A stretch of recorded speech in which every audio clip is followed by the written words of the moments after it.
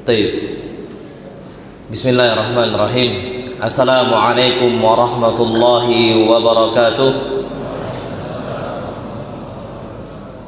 Alhamdulillah wassalatu wassalamu ala Rasulillah. Hayyakumullah wa bayyakum wa saddadanillah wa iyyakum alal khairi wal huda mahayyina.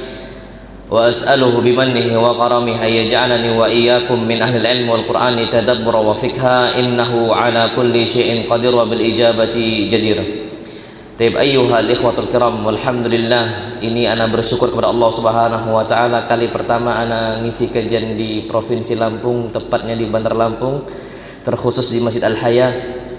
Ana askurullah tabaraka wa taala, ana pertama kali mau berterima kasih, bersyukur kepada Allah Subhanahu wa taala, kemudian kepada para ikhwah yang telah berusaha untuk mengadakan daurah ini, terkhusus untuk Ustaz Abdullah Furqan hafizahullah.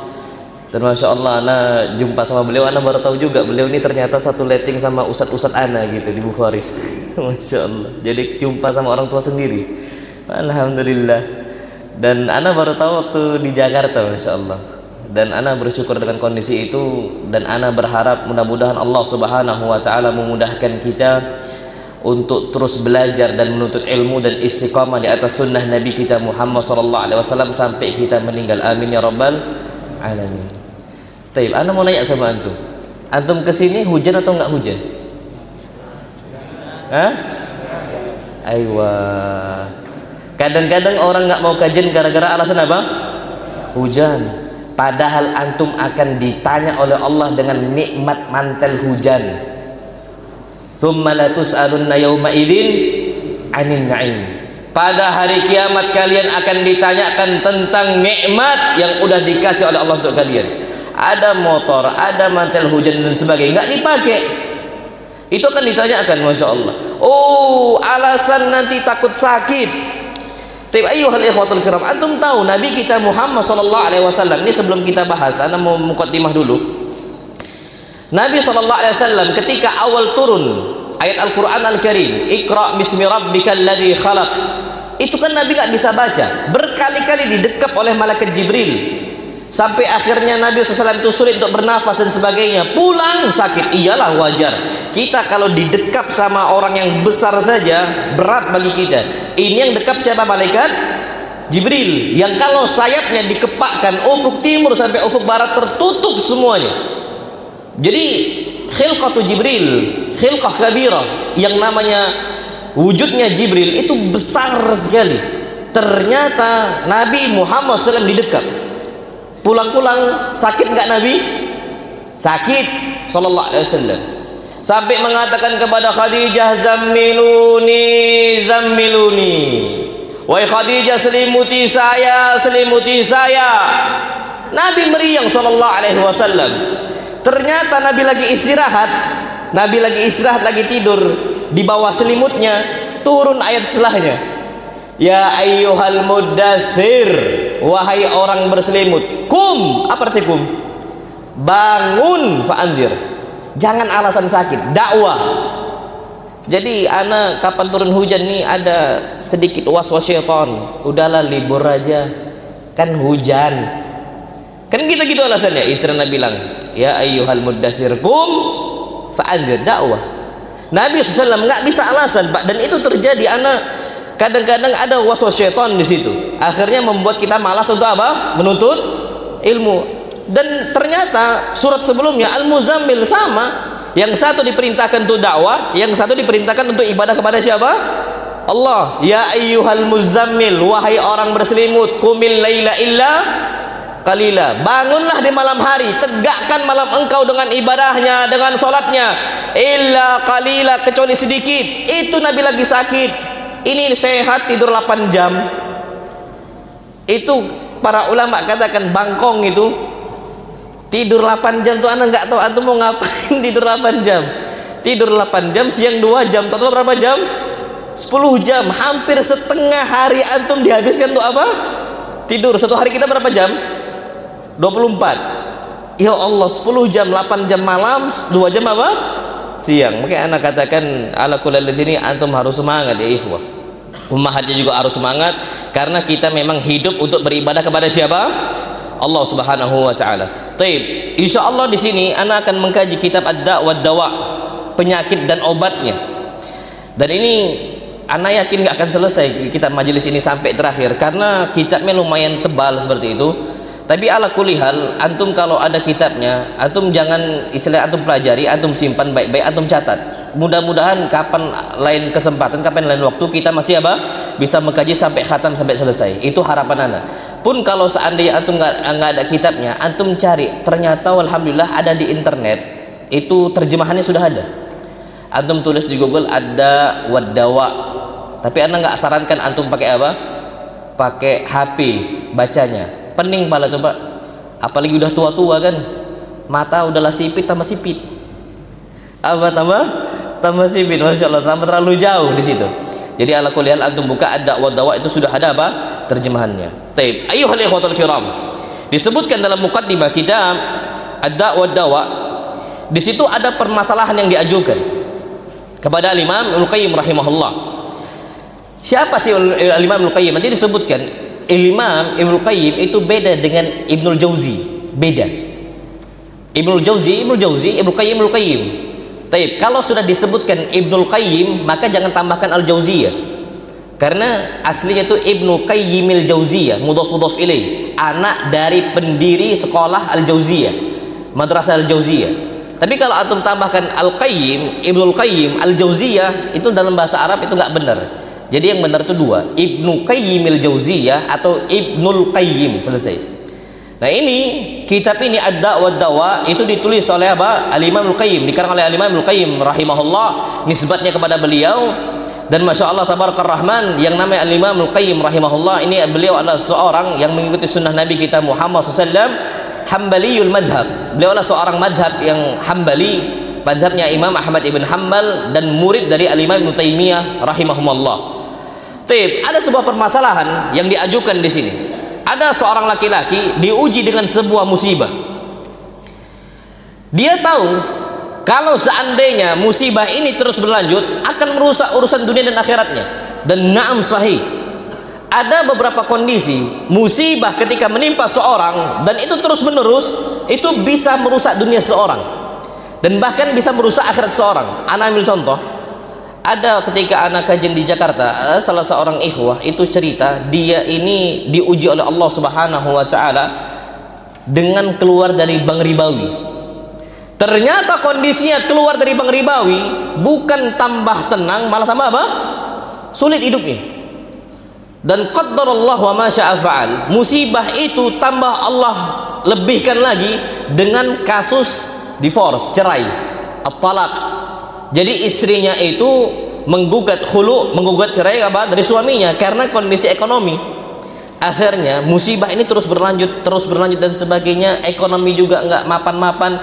Akhirnya ini ikhwah sampailah minum khamr. Dan penyelesaian apa? Ke wanita sama minum apa? Khamr. Ini cerita sendiri, Ustaz, ini gimana kondisi Ustaz? Ana betul-betul khawatir tentang kondisi ana dan sebagainya, tentang masalah ujian ini dan sebagainya. Ini memang mau nggak mau obatnya sebagaimana disebutkan oleh Imam Qayyim. Harusnya kalau beliau mempelajari kitab Ad-Da' wa Dawa, itu beliau akan jumpai itu banyak solusi dari perkara beliau. Dan ini banyak, antum ambil contoh dari bentuk apapun. Orang-orang yang sudah hijrah diuji nggak oleh Allah? Diuji, Pak. Antum jangan sampai mengira orang-orang yang hijrah nggak diuji oleh Allah. Diuji. Sakit, na'am sakit. Nggak usah jauh-jauh, penyakit ringan saja, kita luka jatuh nggak sengaja, naik sepeda jatuh, dikasih obat merah betadine nih semisal, sakit atau nggak sakit?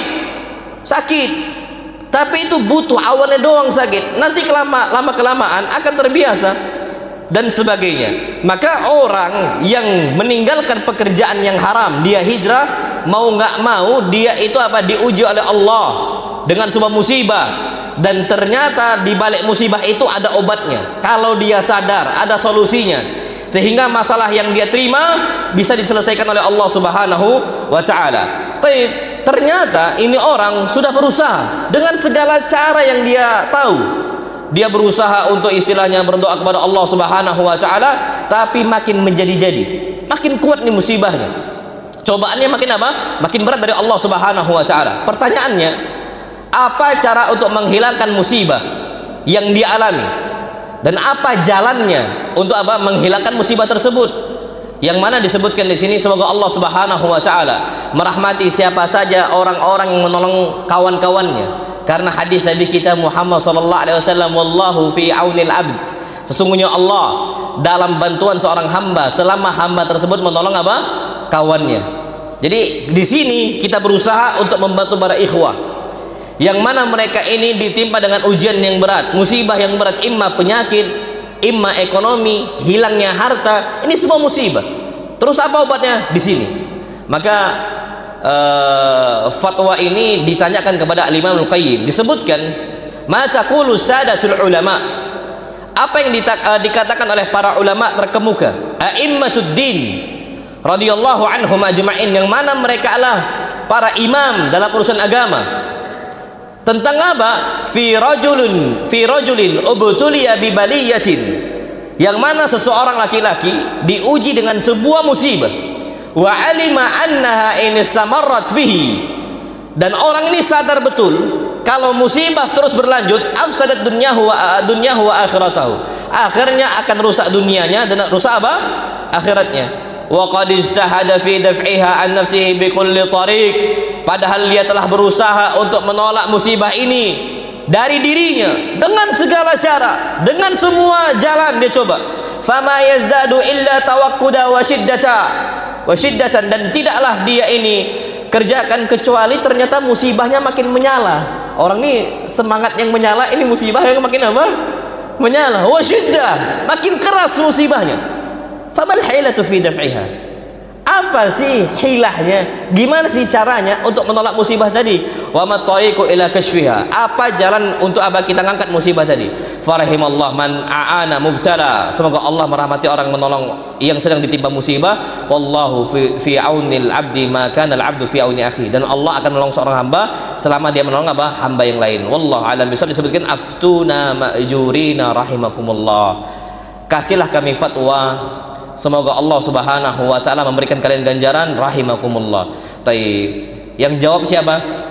Syekh, al-Imam, al-Alim, Syekhul Islam, muftinya umat Islam, muftil muslimin, Syamsuddin Abu Abdullah ibn Abi Bakar ibn Ayyub, Imamil Madrasah Al-Jauziyah, yang mana beliau adalah pimpinan atau mudir, ketua dari sekolah Al-Jauziyah rahimahullah tabaraka wa ta'ala.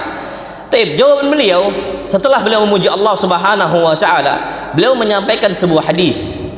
Yang hadis ini riwayat Al-Imam Al-Bukhari rahimahullah. Disebutkan dari jalurnya Abu Hurairah radhiyallahu anhu, Nabi kita Muhammad sallallahu alaihi wasallam bersabda, "Ma anzalallahu da'an", tidaklah Allah Subhanahu wa taala menurunkan sebuah penyakit, apapun penyakitnya, imma penyakit jasad, imma musibah, imma kesulitan, imma kegundahan, imma kesedihan, kesulitan, dan semuanya itu penyakit. Apa kata beliau? Illa anzalallahu lahu shifaa, kecuali Allah Subhanahu wa taala juga turunkan apa? Obatnya yang menjadi sebab kesembuhan bagi dia. Dan disebutkan dalam riwayat Muslim dari Imam Bukhari, riwayat Muslim dari hadis Jabir ibn Abdullah. Jabir mengatakan Rasulullah sallallahu alaihi wasallam bersabda, likulli da'in dawaun, setiap penyakit ada apa? Obatnya. Antum kira kanker nggak ada obatnya? Wallahil azim ada obatnya. Ada. Dan banyak beberapa orang yang sembuh dari penyakit apa? Kanker. Dan setahu ana penyakit kanker yang paling efektif obatnya itu Al-Qur'anul Karim. Dan bahkan di Jerman itu terapi penyembuhan kanker salah satunya di Jerman, negara barat loh ya, itu diputar murotal Quran. Naam, sahih. Dan bahkan banyak orang-orang yang kita ruqyah dengan kondisi dia kena kanker, di ruqyah itu dengan istilahnya continue terus menerus, sembuh dari kankernya. Sembuh dari apa? Kankernya. Dengan izin siapa? Allah Subhanahu wa taala. Jadi mau penyakit apapun yang paling berat di atas muka bumi ini, Nabi SAW sudah vonis pasti ada apa? Obatnya. Nggak mungkin nggak ada obatnya. Jadi apa? Optimis. Jangan kita ini pesimis. Dan ana sudah sampaikan kemarin di semalam di Ma'had Al-Waha itu ana sampaikan, masalahnya di kita itu banyak yang pesimis, sakit, udah suudzon sama Allah, mengatakan ana nggak akan sembuh, ini susah untuk sembuh, akhirnya mau nggak mau susah nggak sembuhnya, susah, karena dia udah sugesti yang buruk, negative thinking gitu, mikirnya nggak baik, suudzon kepada siapa? Allah. Ini nggak bagus suudzon kepada Allah. Kalau seandainya udah divonis oleh Nabi setiap penyakit ada obatnya, yakini, selesai. Oh, berarti optimis. Insya Allah subhanahu wa ta'ala kita berusaha untuk mencari kesembuhan itu. Dengan cara apa? Melalui obat-obatnya. Kalau seandainya sudah pesimis, apa hadis Nabi kita Muhammad SAW, hadis qudsi, Allah berfirman, ana inna dhanni abdi bi, saya ini bersama prasangka hamba saya. In dhanna khairan fa khairun, kalau hamba saya berprasangka baik, dia dapat kebaikan itu. Wa in dhanna syarran fa syarrun, kalau dia berprasangka buruk, dapat keburukan itu. Falyadhunna 'abdi ma syaa', kata Allah, silahkan hambaku berprasangka apa yang dia mau. Makanya antum tahu banyak ikhwah kita nggak mau makan kambing, takut apa? Takut apa? Kolesterol. Betul, makan kambing langsung apa? Kolesterol. Jadi memang zalim banget antum sama kambing nih. Kambing nggak ada asalnya antum bilang makan kambing kolesterol, asam urat, darah tinggi, apa lagi? Udah 3 nih yang anda sebut.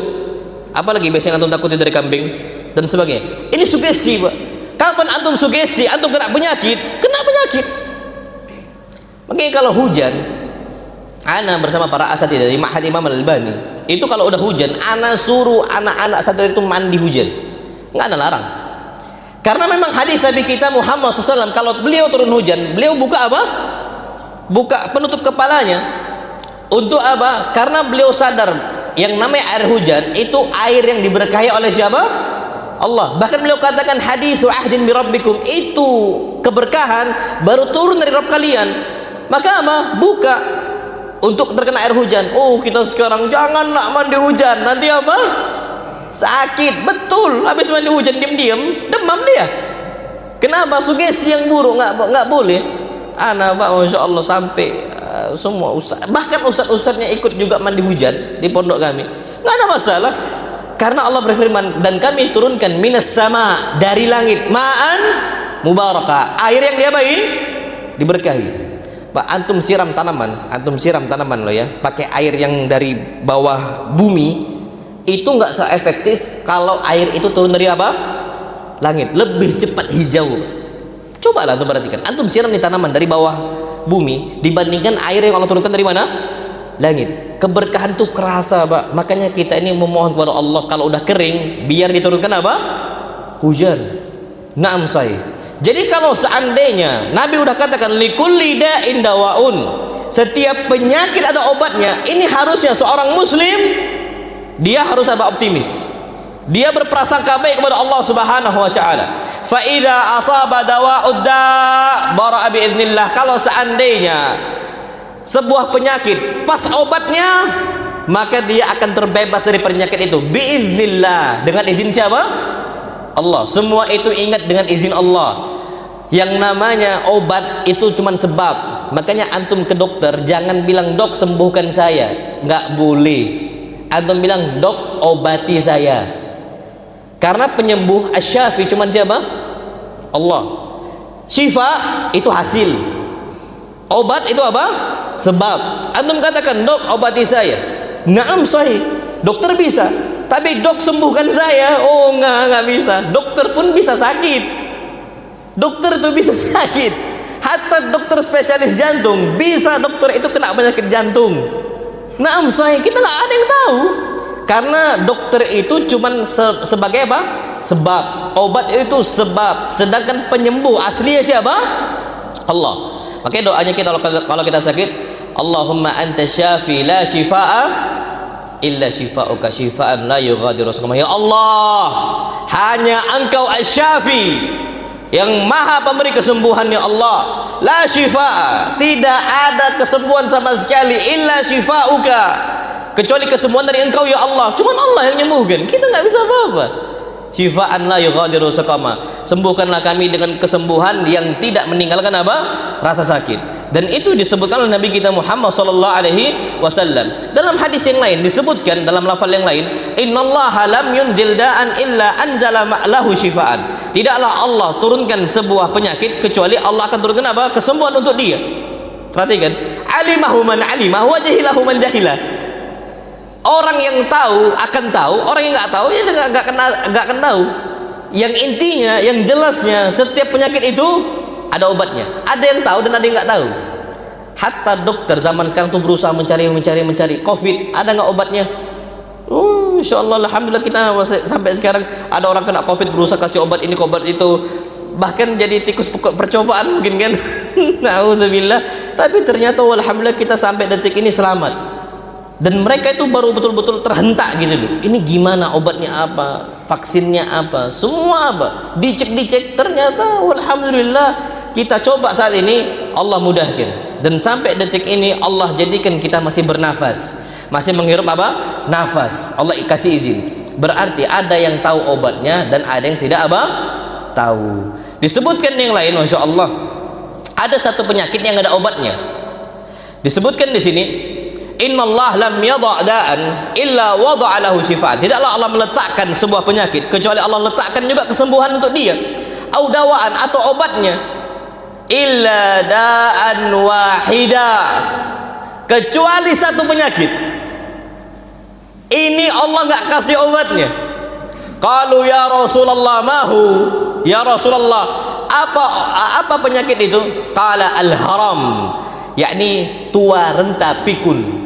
Orang tua renta itu nggak ada obatnya, dia akan terus tua dan dia akan meninggal pada masanya. Mau pakai obat ini, obat itu, dan bahkan sekarang itu ada obat suntik yang dia itu membuat menjadi fisik itu seperti anak apa? Muda. Hatta dia mau suntik berkali-kali pun tetap gak dia meninggal. Tetap nggak ada satupun makhluk, baik manusianya, baik jinnya, baik malaikatnya, kecuali mereka akan apa? Merasakan namanya kematian. Kullu nafsin dha'iqatul maut. Hatta malaikat yang peniup sangkakala, apakah merasakan kematian? Aywah, na'am. Nggak ada yang abadi kecuali siapa? Allah. Dan kita perlu tahu, kullu man 'alaiha fan. Semua di atas muka bumi, di atas langitnya fana semuanya. Wa yabqa wajhu rabbika dzul jalali wal ikram. Yang tersisa hanyalah Allah Subhanahu wa taala yang penuh kemuliaan. Dan ini kita perlu tahu, berarti yang namanya penyakit tua nggak ada apa? Obatnya sama sekali. Memanjangkan umur ada sebabnya. Hadis Nabi insyaallah kita sebutkan. Ada beberapa sebab yang kita membuat kita umur kita apa? Panjang. Tapi tetap yang namanya tua tidak akan bisa apa? Disembuhkan. Mau nggak mau apa? Pasti mati. Karena orang yang paling dicintai makhluk secara umum, yang paling dicintai oleh Allah siapa? Nabi kita Muhammad sallallahu alaihi wasallam. Dan bahkan sampai kepada derajat khullah. Khullah ini bukan suhbah. Suhbah ini kan kawan, sahib. Khullah itu lebih tinggi. Kawan yang betul-betul dekat sekali. Ternyata ada Khalilullah, dua nabi, Nabi Muhammad SAW, kemudian Nabi siapa? Ibrahim. Meninggal nggak kedua-duanya? Meninggal. Dan bahkan yang namanya Allah Subhanahu wa taala itu sudah memvonis Nabi kita Muhammad SAW dari awal ketika Nabi masih hidup, innaka mayyitun wa hum mayyitun. Wahai Muhammad, engkau ini bakal mati dan mereka juga bakal mati. Dan nggak ada yang bisa nolak penyakit mati ini, nggak bisa, nggak ada sama sekali. Makanya ketika Umar ibn Khattab mendengar kabar wafatnya Nabi kita Muhammad SAW, marah Umar. Ini saking kalapnya, Mbak, saking sedihnya, ditinggalkan oleh kekasih beliau Nabi kita Muhammad SAW. Umar sampai tegak mengatakan, man qala inna Muhammadan qad mat adrib unuqa. Yang mengatakan Muhammad SAW sudah meninggal, aku penggal kepalanya. Saking marahnya Umar. Ternyata Pak, lupa Umar bin Khattab ada satu ayat yang Nabi SAW sudah divonis oleh Allah bakal apa? Meninggal. Nggak ada yang nolak kematian, nggak akan bisa. Iblis ini umurnya panjang, naam, sampai apa? Ila yaumi yub'atsun. Itu sebabnya karena Allah izinkan. Tapi mati juga iblis. Kenapa? Permintaan iblis, anzirni ila yaumi yub'atsun. Ya Allah, tundalah kematian saya. Sampai kapan? Sampai makhluk ini dibangkitkan ya Allah. Apa kata Allah? Innaka minal munzarin. Wahai iblis, iya, engkau ajalnya ditangguhkan. Sampai kapan? Sampai hari kiamat. Makanya umur iblis panjang atau enggak panjang? Panjang. Iblis itu panjang umurnya. Ada sebuah ucapan dari Sufyan, ini wallah bagus sekali Pak, ucapan Sufyan. La yamna'annaka minad du'a ma yara min nafsihi minat taksir. Jangan sampai seseorang muslim itu enggak mau berdoa kepada Allah karena merasa malu dirinya ini kotor, dirinya ini istilahnya banyak dosanya, banyak maksiatnya. Kenapa? Fa innallah subhanahu wa ta'ala ajaba du'aan. Sesungguhnya Allah subhanahu wa ta'ala mengabulkan sebuah doa min syarri makhlukati, dari makhluk yang paling buruk. Siapa? Iblis. Nah, kalau iblis saja minta dikasih, iblis ini jin yang paling membangkang, makhluk yang paling kufur kepada Allah dikasih, apalagi kita yang nyembah siapa? Allah. Jadi antum jangan sampai enggak mau doa kepada Allah subhanahu wa ta'ala. Baik, kita kembali ke tema. Jadi setiap obat, setiap penyakit ada apa? Obatnya, kecuali satu penyakit apa? Al-haram. Tua itu nggak bisa dipungkiri, Pak.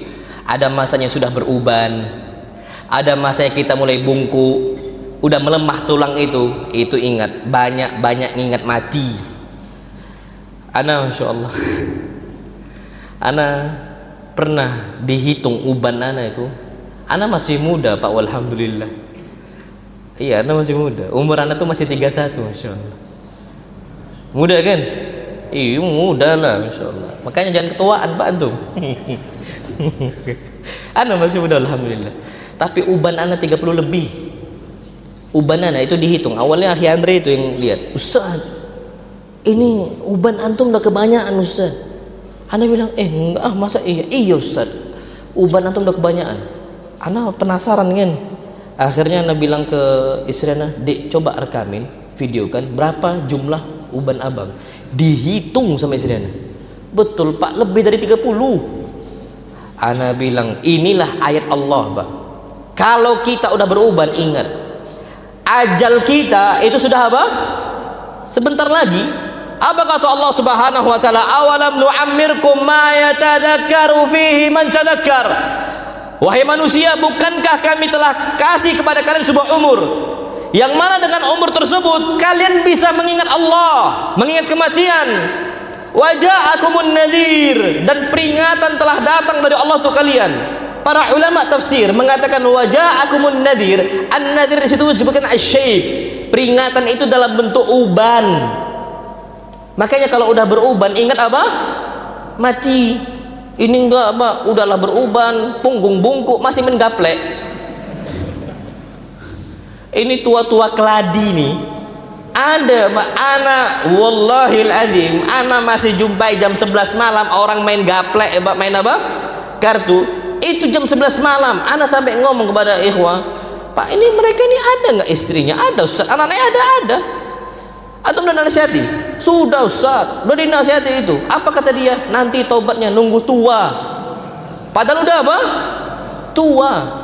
Antum kalau udah beruban, antum tadi udah tua. Walaupun kita merasa kayaknya dulu kita masih SD loh, atau kayak dulu anak masih terekam jelas nih anak masih muda. Kita tuh nggak akan ingat Pak. Makanya peringatan dari Allah, kalau kita katakan sudah tua, itu dalam bentuk apa? Uban. Itu dia yang perlu kita ketahui. Naam, itu penyakit apa? Penyakit tua nggak bisa disembuhkan, nggak bisa disembuhkan. Orang akan tua pada masanya. Dan masya Allah, yang Allah firmankan ini wallah ajib Pak. Dulu kita itu dilahirkan dalam kondisi bayi, da'af, kata Allah, lemah. Thumma ja'ala min ba'di dha'fin quwwah. Habis lemah, Allah jadikan masa muda remaja kita kekuatan. Wa fil akhir thumma ja'ala min ba'di quwwatin dha'fan wa shaybah. Habis masa kuat-kuatnya kita, Allah balikkan lagi kita seperti anak-anak, lemah. Antum tahu Pak, orang-orang tua biasanya sifatnya kembali ke apa? Anak-anak, lemah lagi akalnya, lemah lagi fisiknya. Bedanya apa? Kalau bayi nggak ada syaibah, nggak ada uban. Kalau yang tua apa? Beruban. Yang satu bayi tak beruban, yang satu bayi apa? Beruban. Naam sahih. Dan ini membuktikan bahwasanya kita ini makhluk yang lemah di hadapan Allah SWT. Jangan terlalu apa, sombong. Wallahu a'lam bishawab. Taib. Kemudian disebutkan oleh Al-Imam Ibnu Qayyim rahimahullah di sini, obat di antara sebuah obat yang disebutkan obat kejahilan itu bertanya. Jadi kalau kita jahil, ada nggak obatnya? Ada. Jadi jahil itu penyakit. Orang yang berada dalam kejahilan itu penyakit. Jangan antum rela dalam kondisi apa? Jahil. Pak, apa bedanya kita dengan Imam Malik? Aslinya sama, nggak ada bedanya. Apa beda kita dengan Imam Syafi'i? Sama, nggak ada bedanya. Kita dengan Imam Ahmad sama, nggak ada bedanya. Aslinya. Kenapa? Kata Allah SWT, Allah lah yang mengeluarkan kalian. Akhrajakum min butuni ummahatikum. Allah yang mengeluarkan kalian dari perut ibu kalian. La ta'lamuna syai'a. Kalian semua nggak tahu apapun. Imam Syafi'i nggak tahu apapun, Imam Ahmad nggak tahu apapun, Imam Malik nggak tahu, semua nggak tahu apapun, termasuk kita. Bedanya apa? Imam Malik mau belajar, kita nggak mau apa? Belajar. Imam Syafi'i kalau hujan tetap datang ke majelis, kita nggak datang. Alasan apa? Hujan. Naam, sahih. Imam Syafi'i jadi imam besar, dia tahu kejahilan itu penyakit, dan cara ngobatin dengan cara apa? Semangat. Dan Masya Allah disebutkan dalam sebuah kisah, saking cerdasnya Imam Syafi'i ini dan saking semangatnya beliau mengangkat kejahilan. Imam Syafi'i itu lahir di mana? Di Filistin, tepatnya di mana? Gaza, di Gaza. Dalam kondisi yatim. Imam Syafi'i bapaknya sudah meninggal. Imam Syafi'i dibawa emaknya.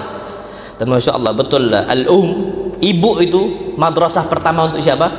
Anaknya. Imam Syafi'i bisa jadi besar sebabnya umminya juga. Makanya anak itu musibah. Emak-emak zaman sekarang, emak-emak TikTok, gimana mau lahirkan Imam Syafi'i? Oh, Pak, Imam Syafi'i dibawa sama emaknya dari Gaza ke Mekah untuk menimba ilmu dari para ulama Mekah. Dan tahu Imam Syafi'i ini masih jahil. Ternyata saking semangatnya, Mbak, semua ilmu dari ulama mana saya di Mekah sudah diraup sama Imam Syafi'i. Saking cerdasnya Imam Syafi'i. Akhirnya Imam Syafi'i pun disarankan untuk berangkat ke kota Madinah, Darul Hijrah, tempatnya hijrah Nabi kita Muhammad sallallahu alaihi wasallam. Jumpa dengan Imam siapa? Imam Malik. Dan ternyata Imam Malik ini punya kitab terbesar di zamannya. Kitab hadis ma'ruf, Muwatta Malik. Ternyata Imam Syafi'i sebelum masuk ke majelis Muwatta Imam Malik, beliau itu udah hafal dari min awal khilaf, dari awal sampul sampai akhir sampul, udah hafal semua Imam Syafi'i. Padahal belum pernah bermajelis dengan Imam Malik. Semangat gak itu berarti? Semangat. Siapa dari antum kajian kitab Ad-Da'wah Dawa sudah selesai duluan kitab antum baca? Ada? Kalau ada dikasih hadiah? Belum tentu ada, Pak. Naam, sahih. Imam Syafi'i semangatnya belajar Muwatta selesai duluan, dan itu dipelajari. Taib, kondisinya Imam Syafi'i ini semangat sekali mengangkat kejahilan karena tahu obat kejahilan itu apa? Menuntut ilmu, bertanya kepada para ulama. Akhirnya ibunya berangkat ke kantor-kantor pemerintahan ketika itu, karena Imam Syafi'i ini orang miskin. Biasanya kertas itu banyak di tempat kantor-kantor pemerintahan terbuang di sana.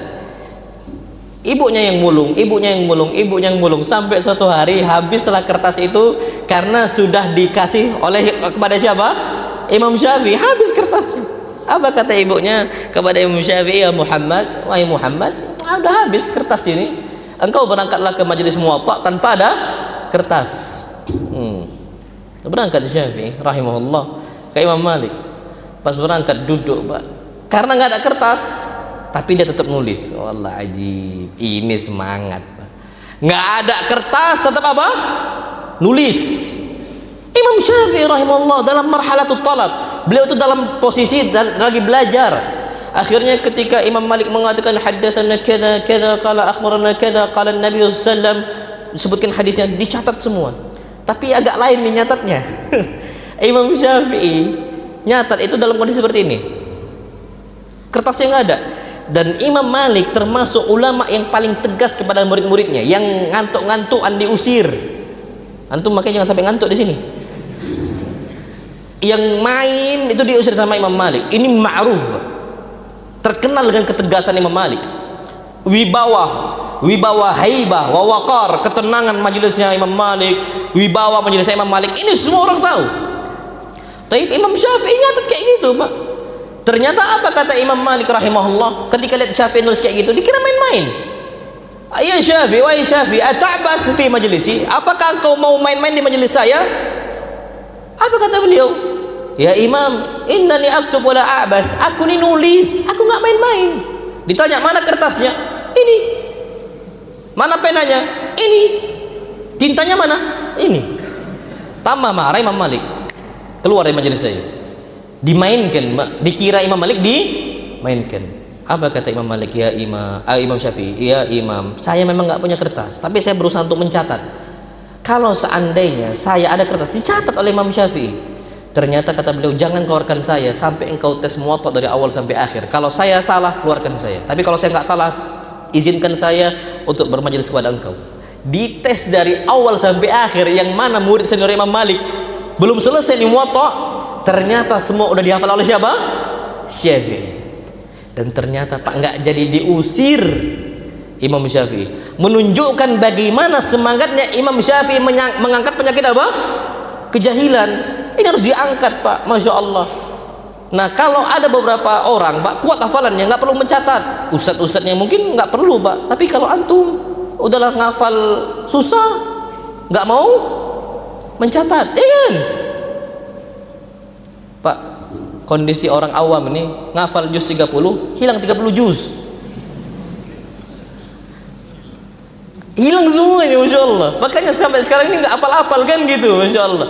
Tapi ada beberapa orang, Pak, Masya Allah, yang Allah kasih kelebihan. Memang dalam hadis, Pak, gimana hadis itu dijaga? Dhabtan, dengan dua metode. Pertama, dhabtul hifdz, kuatnya hafalan. Yang kedua, dhabtul kitabah, kuatnya mencatat. Ada orang-orang ulama-ulama lemah hafalannya tapi kuat mencatat. Hadisnya itu tetap dianggap sahih. Kecuali kapan? Kalau dia menyampaikan hadis dalam kondisi rumahnya sudah terbakar, kitabnya habis. Kalau dia sampaikan hadis setelah kitabnya terbakar, jadi dhaif. Karena dia lemah apa? Hafalannya. Dia menyampaikan ilmu harus pakai kitab. Nah, kalau kita terbakar tak terbakar, dhaif. Terbakar tak terbakar, masih apa? Dhaif statusnya. Naam sahih. Berarti ini beda, Pak. Ulama zaman dulu, salaf kita zaman dahulu sama kita nih kan. Gimana semangat ghirah mereka ngangkat apa? Penyakit itu. Adzan? Aywa. Taib, kita tadi anak amanah dari DKM juga, dari Saudara Abdullah juga, kita isya dulu, salat isya, habis isya baru kita lanjut ke apa? Kajian. Sampai jam berapa kita habis kajian nanti? Jam 8:30 Ustaz ya, 8:30. Jangan jam 10, Pak. Jangan jam 10, 8:30 insyaallah. Naam. Taib, wa sallallahu ala nabiyina Muhammad. Assalamualaikum warahmatullahi wabarakatuh.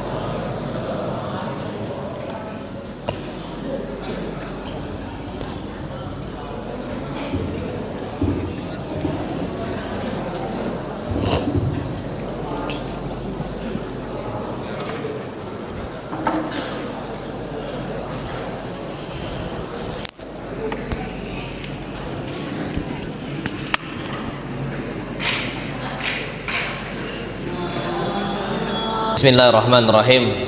Assalamualaikum warahmatullahi wabarakatuh.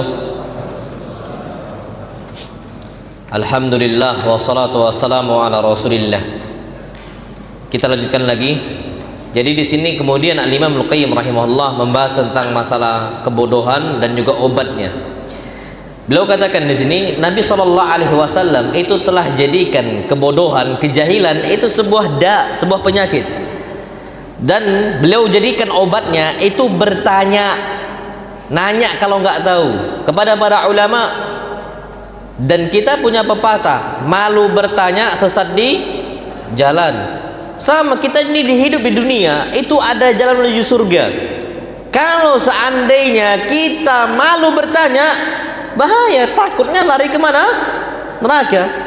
Makanya na'udzubillah tsumma na'udzubillah, ada orang-orang yang itu masih ridho dengan kejahilannya, nggak boleh, karena itu penyakit.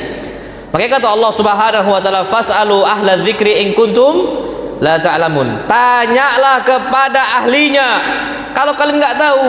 Tapi ingat, nanya jangan sembarang orang, kepada ahlinya.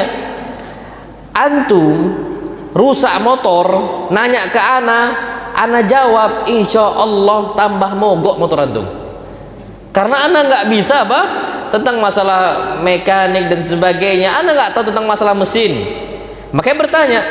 Nah, di sini Al-Imam Ibnu Qayyim rahimahullah, beliau membawa sebuah hadis tentang usaha kita untuk bertanya kalau nggak tahu. Disebutkan Abu Dawud meriwayatkan dalam sunannya dari hadis Jabir ibn Abdullah radhiyallahu taala anhu. Jabir mengatakan, kharajna fi safarin, kami keluar dalam sebuah safar, fa asaba minna rajulan hajarun, ternyata ada satu batu besar menimpa kepala salah seorang kawan kami.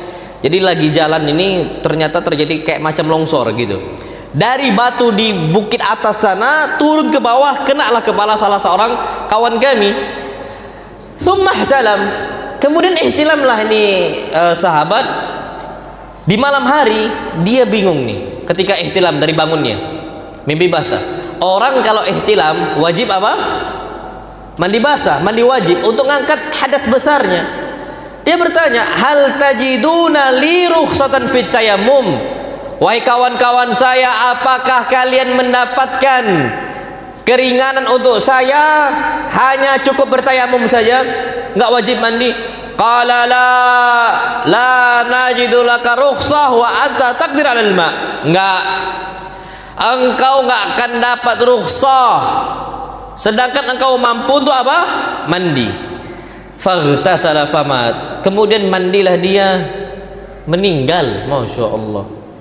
Salah fatwa. Salah apa? Fatwa. Kalau enggak tahu itu jangan berfatwa. Tapi apa bertanya, jangan sembarangan. Ini nyawa orang bisa hilang. Sebabnya apa? Salah fatwa. Na'udzubillah. Dan ini harus hati-hati. Ternyata apa? Datanglah para sahabat tadi termasuk Jabir ke Madinah.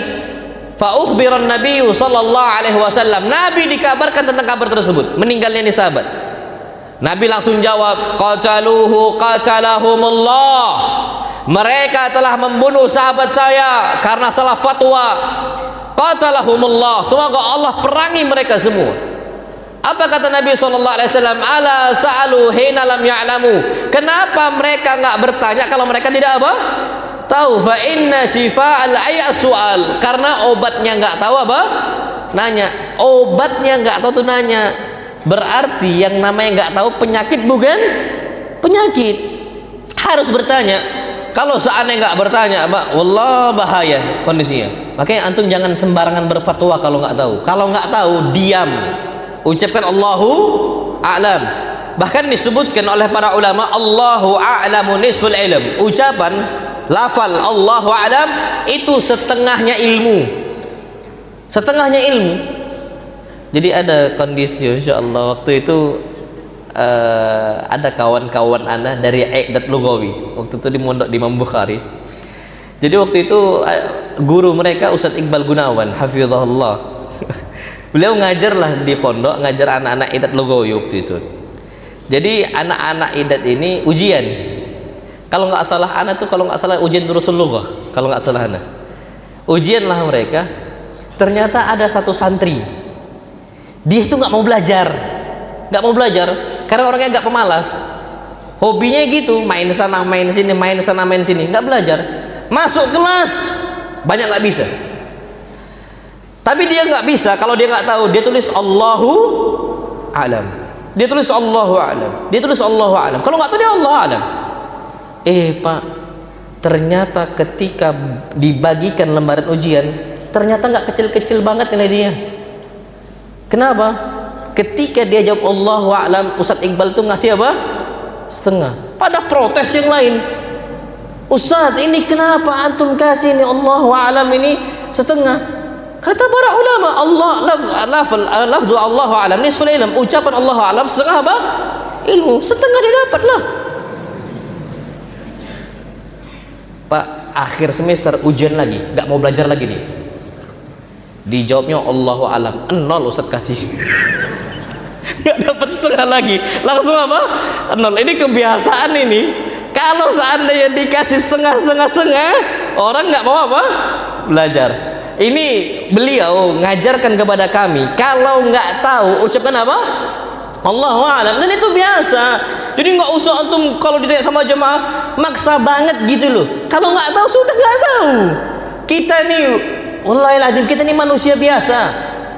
Yang namanya ilmu kita tuh kasir, terbatas, mahsur, ada hadnya gitu loh, ada batasnya. Sedangkan masya Allah disebutkan oleh para ulama, wa fawqa kulli dhi ilmin alim, membawakan ayat Allah, setiap di atas orang berilmu ada lagi yang lebih berilmu. Kita nih siapa? Masih di bawah. Jadi kadang-kadang ustadz itu bisa ngelus dada. Kenapa? Melihat tingkah pola ikhwan-ikhwan kibar. Masya Allah. Ikhwan apa? Kibar, bukan ustadz kibar. Ikhwan kibar, seakan-akan berhak berfatwa kita. Padahal dampaknya ngeri. Termasuk kemarin yang sampai pemerintah kita tuh pening masalah Covid. Dikasih tahu untuk social distancing masih ngeyel, nggak ada Covid itu aman. Besoknya sakit dia. Dan ini terjadi, Mak. Kita harus serahkan semua hal kepada ahlinya. Kalau nggak tahu maka apa? Nanya. Jangan nggak nanya antum. Dan bahkan disebutkan dalam, antum tahu Ibn Abbas? Ibn Abbas ini lain. Ibn Abbas ini umurnya masih muda, tapi ternyata bisa mendapatkan derajat yang tinggi di sisi Allah, bahkan dihormati oleh manusia. Kenapa? Banyak nanya. Sampai ditanya, ya Ibn Abbas, gimana kau bisa mendapatkan kedudukan yang tinggi seperti ini? Beliau katakan, bilisanin saul wa qalbin akul. Saya ini punya lisan, hobi bertanya, wa qalbin akul, dan saya punya hati untuk berpikir. Antum berpikir pakai otak atau pakai hati? Soal.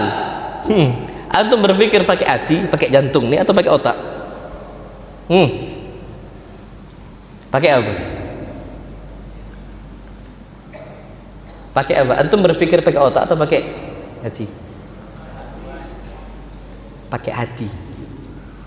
Allah nggak katakan pikirlah kalian pakai otak, nggak pernah. Tapi apa kata Allah? Lahum qulubun la yafqahuna biha. Mereka punya hati, jantung. Ingat loh ya, kulub itu jangan antum terjemahkan hati sebenarnya. Kulub itu apa artinya? Jantung. Cuman udah kadung salah penerjemahan. Hati itu di sini. Jantung tuh ruhnya manusia yang berdetak itu qalb namanya. Makanya hatinya manusia itu berbolak-balik. Maksudnya bukan hati tapi apa? Jantung. Tapi udah kadung salah penerjemahan sih. Sama kayak gini, Pak. Di bahasa kami itu kalau nggak ada dibilang kati, ya kan? Kati itu nggak ada. Tapi kalau nggak kati itu nggak ada kan? Nah kalau nggak kati, negatif sama negatif jadi apa? Positif ada berarti. Itu kadang-kadang salah penerjemahan. Nah, sama kayak tawadhu. Tawadhu ini apa tawadhu artinya? Rendah apa? Bukan rendah diri. Rendah apa? Hati. Rendah diri ini nggak boleh antum kasih kecuali untuk siapa? Allah. Ruku'nya, sujudnya, merendahkan diri kita kepada siapa? Allah. Nggak boleh sungkem antum kepada makhluk, antum sujud nggak boleh. Nah, orang udah banyak salah penerjemahan tawadhu, diterjemahkan rendah apa? Diri. Nggak boleh. Rendah apa? Hati, rendah hati. Nah, ini termasuk jantung, qalb itu yang benar jantung, bukan apa? Hati. Tapi ana terjemahkan hati karena sudah familiar dengan kita. Qalb itu artinya apa? Hati. Tapi wa illa aslinya yang namanya qalb itu apa? Jantung. Taib. Apa kata Allah? Lahum qulubun la yafqahuna biha. Mereka ini punya apa? Jantung, punya hati, tapi nggak dipakai untuk berpikir.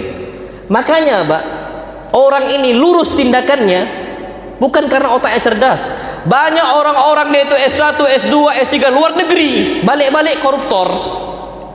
Dia punya apa? Punya otak yang cerdas, tapi hatinya kok kotor. Ketika orang hatinya kotor, dia nggak bisa lurus pemikirannya. Karena hatinya apa?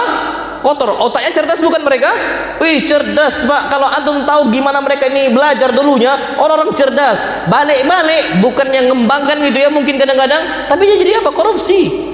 Dan itu terjadi Pak. Kenapa mereka bisa sampai korupsi? Karena mereka nggak berpikir lagi pakai hati nurani mereka. Makanya berpikir pakai hati nurani. Makanya aslinya orang itu, makanya mau IQ berapapun nggak ngaruh. Yang penting hati mereka apa?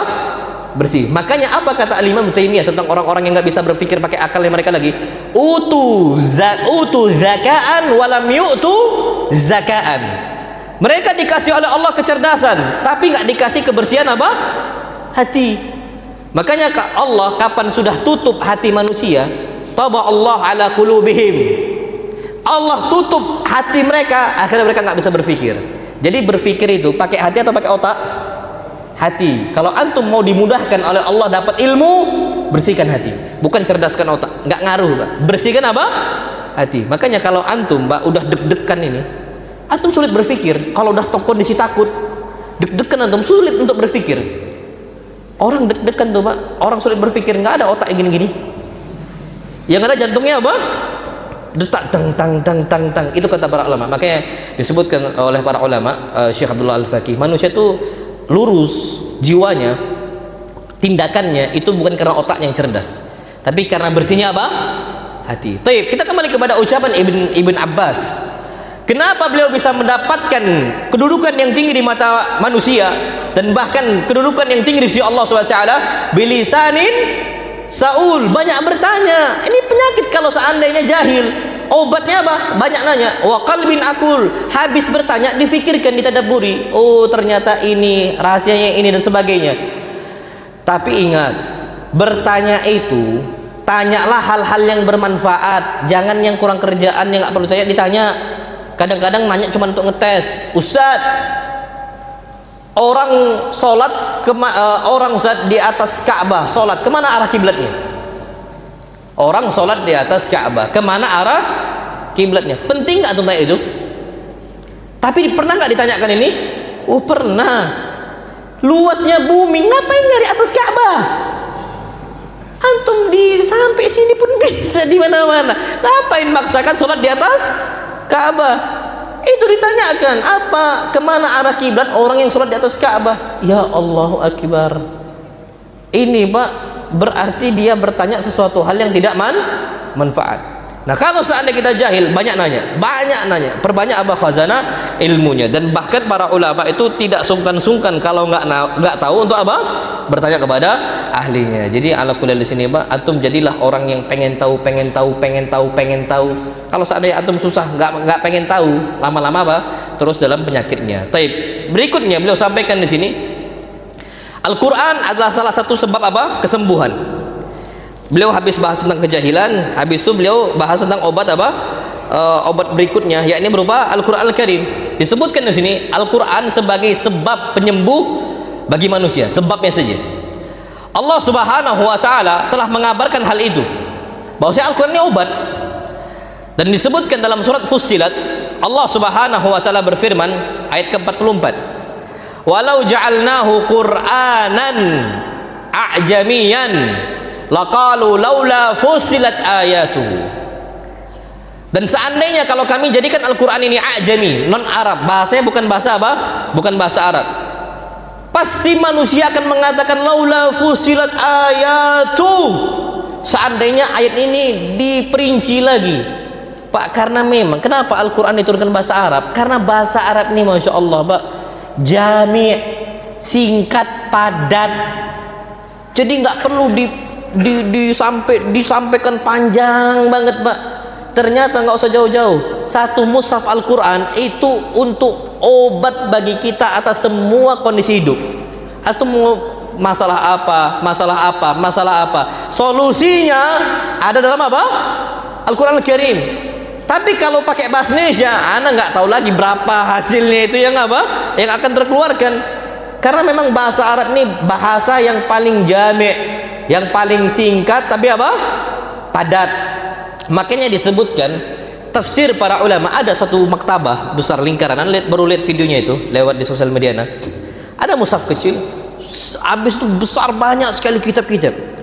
Ternyata itu semua kumpulan tafsir para ulama untuk mentafsirkan Al-Quran yang kecil saja. Al-Quran saku yang kecil ditafsirkan sebanyak itu.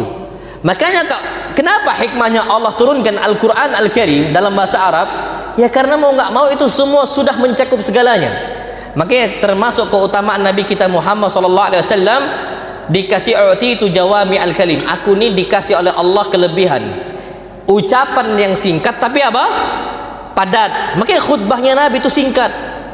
Kalau khutbahnya kita panjangnya Masya Allah. Kalau beliau singkat tapi apa?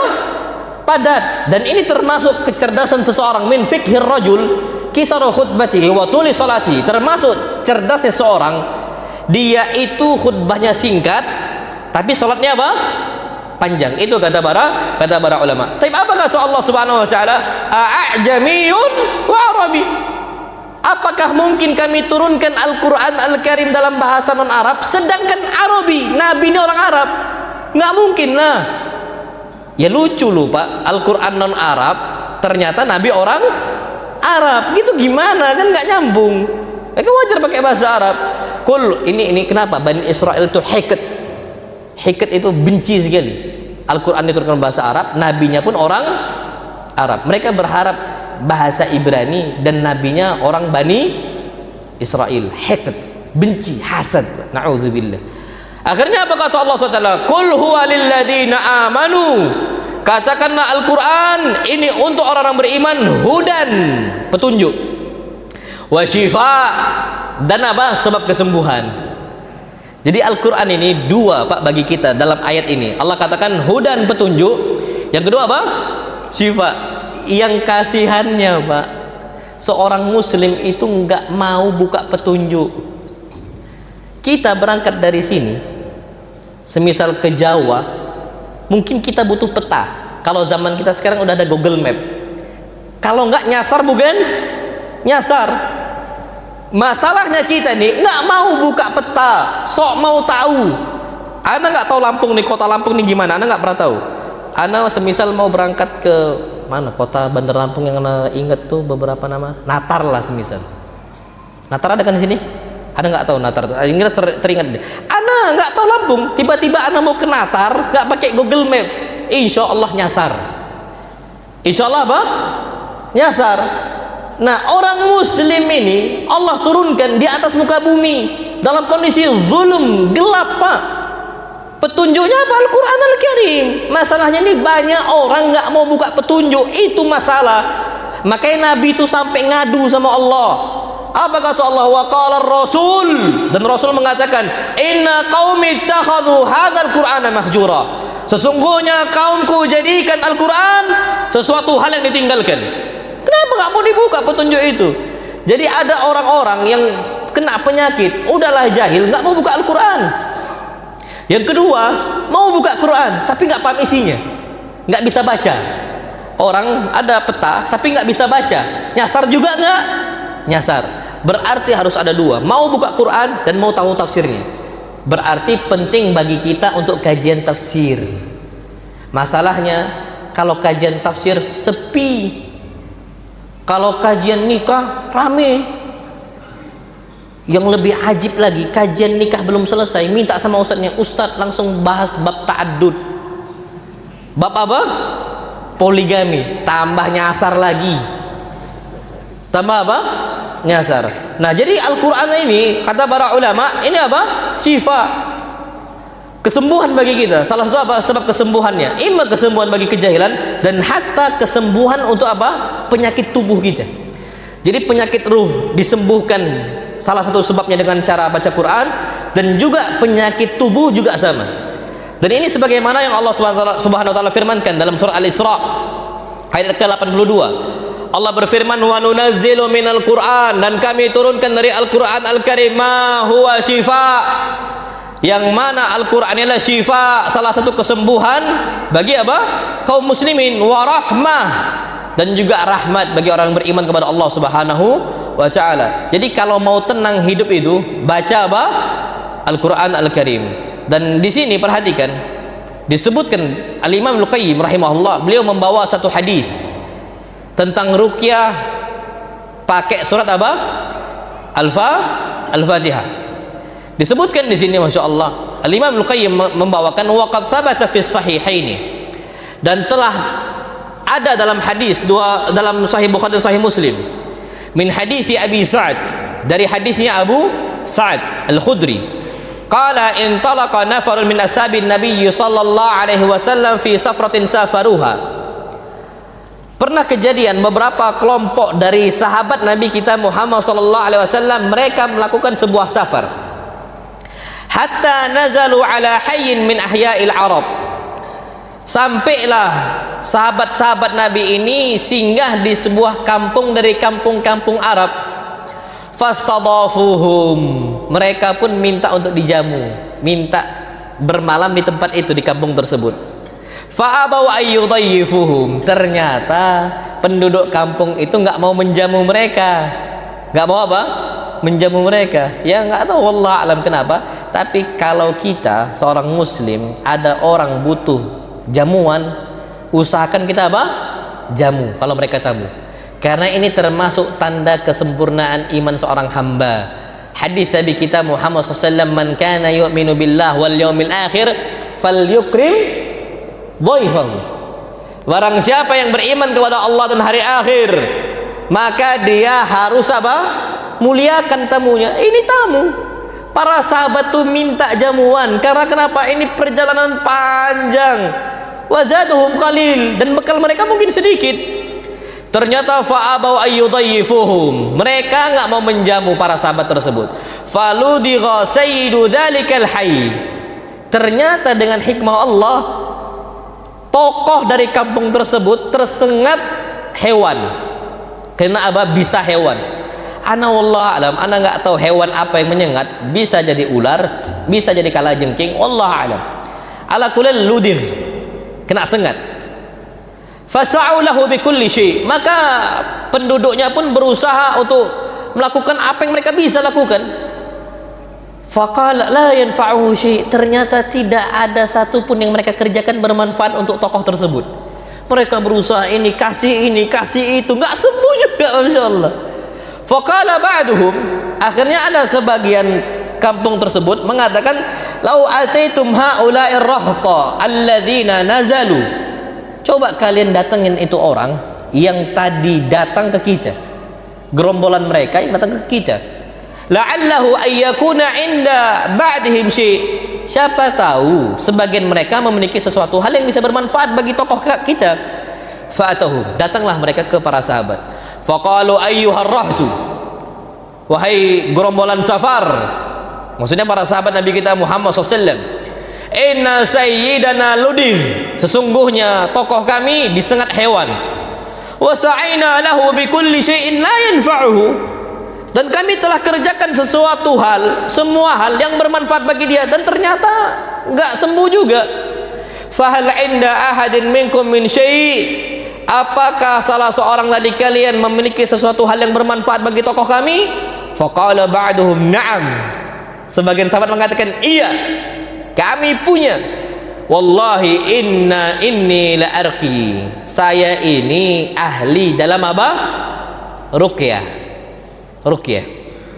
Walakin wallahi istadafnakum falam tudayyifuna. Tapi demi Allah, tadi kami minta jamuan, kalian nggak mau jamu kami, kalian nggak mau sambut kami.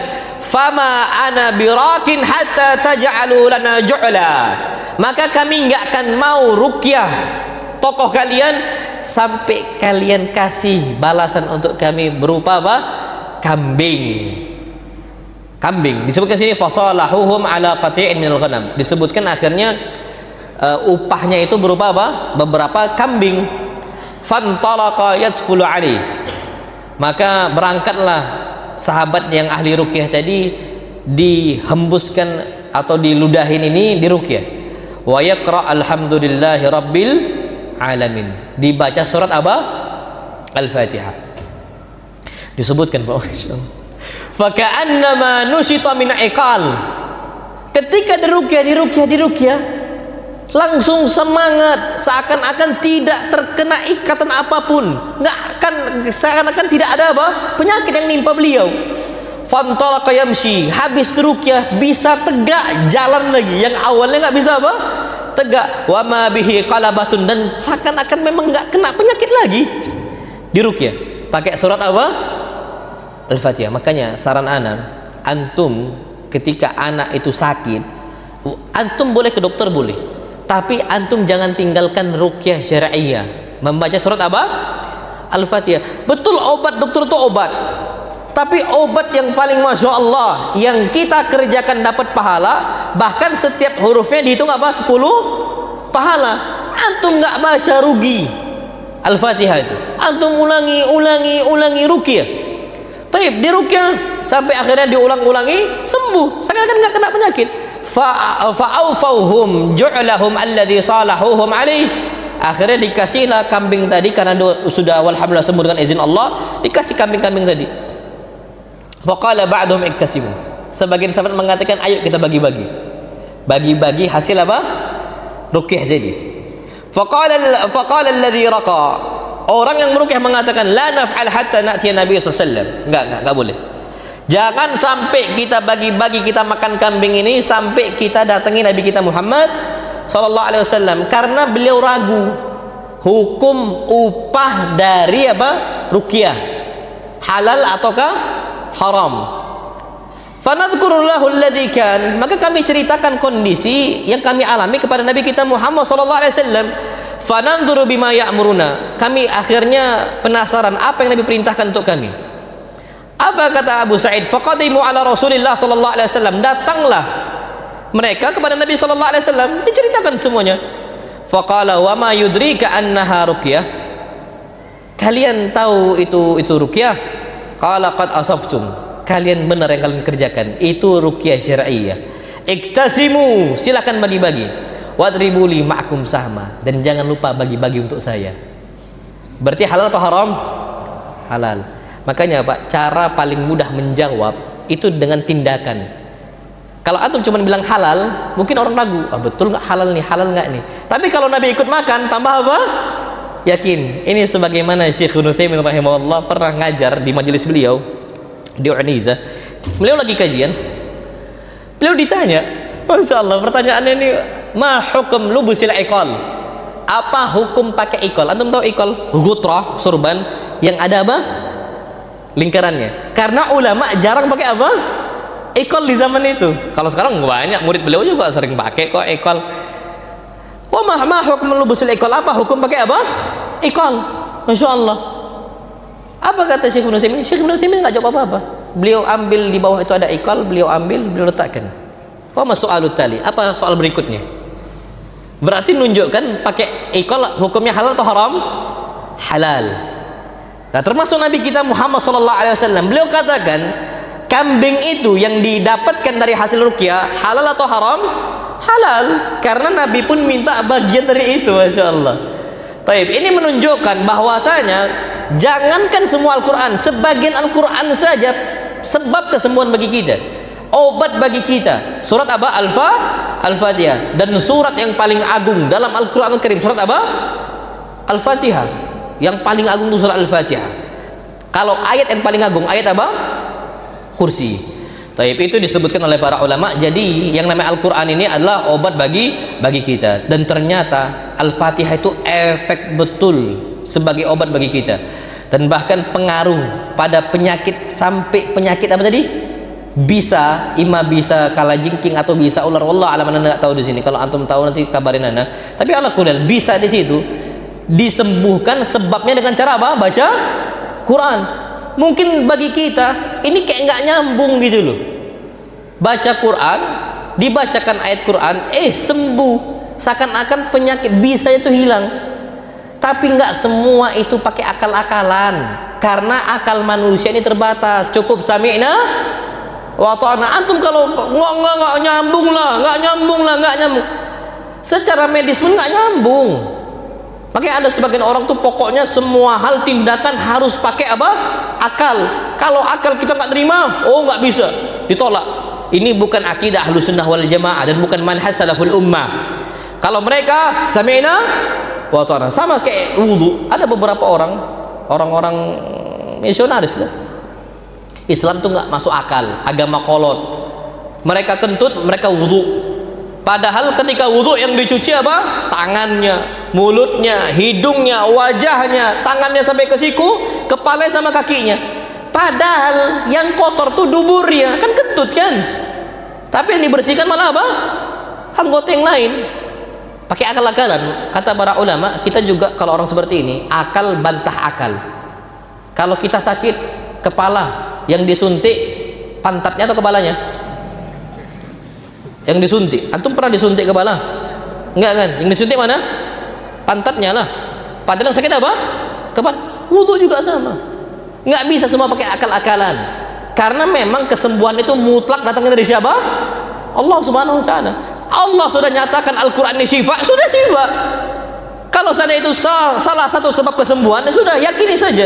Nggak perlu apa? Banyak menggugat Allah Subhanahu wa taala. Dan ternyata kata Al-Imam Ibnu Qayyim rahimahullah di sini, Al-Qur'an Al-Karim itu obat yang paling mudah dan paling ringan.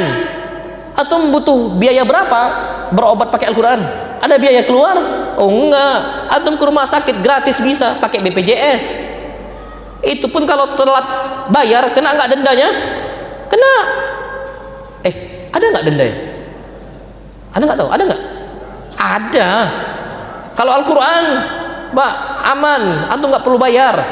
Insya Allah Subhanahu wa taala Allah mudahkan semuanya. Allah mudahkan. Itu terapi Al-Quran. Kata beliau paling mudah dan paling ringan. Kalau seandainya seorang hamba itu pintar berobat pakai Al-Quran Al-Karim, maka dia akan melihat pengaruh itu besar. Dan ini pengalaman pribadi Ibnu Qayyim rahimahullah. Apa kata beliau? Beliau katakan, wa makathtu bi Makkah, aku pernah tinggal di kota Mekkah muddatan, selama beberapa waktu. Ya'tarini adwaun, ternyata saya kena beberapa penyakit, kata beliau. Wala ajidu tabiban wala dawa'a, aku nggak jumpai satupun dokter yang ampuh bagi saya dan satupun obat yang paling berpengaruh untuk saya.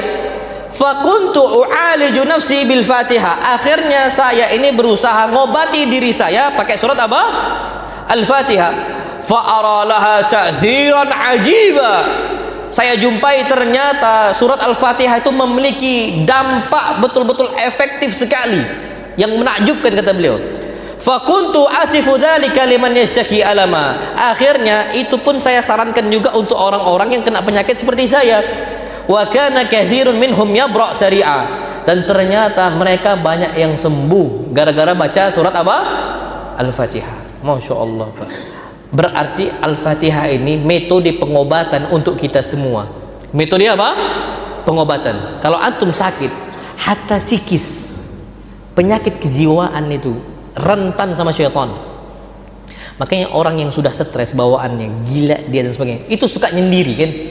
Dia nggak bisa gabung sama orang, suka menyendiri. Sedangkan orang-orang yang suka menyendiri itu akan didekati oleh siapa? Syaitan.